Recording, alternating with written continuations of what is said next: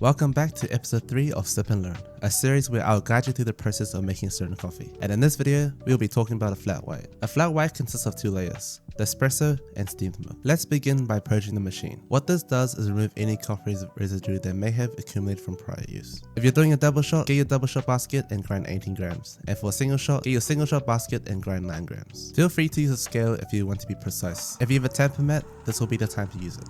And if you don't, a soft cloth on the bench will also be okay. Now apply 9 kgs or 20 pounds of pressure evenly. The grind should give resistance and you should have a minimum 2mm gap between the top of the portafilter and the coffee grinds. Place your portafilter into the machine and let the espresso extract. You're looking for between 25 to 30 seconds for both the single shot and double shot. If you notice the extraction is too fast, change to a finer grind size.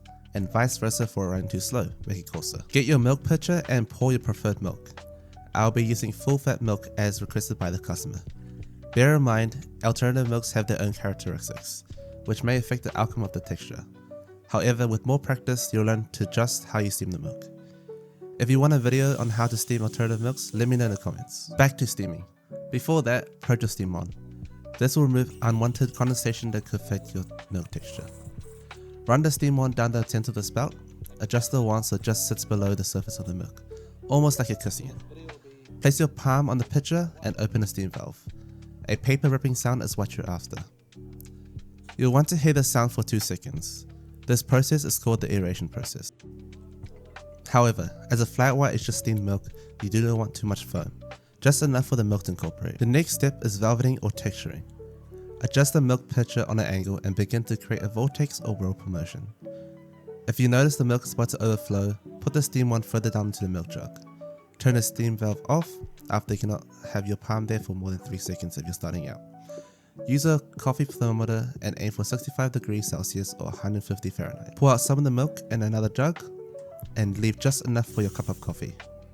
I'll be splitting the milk into 2 as I'm making 2 coffees.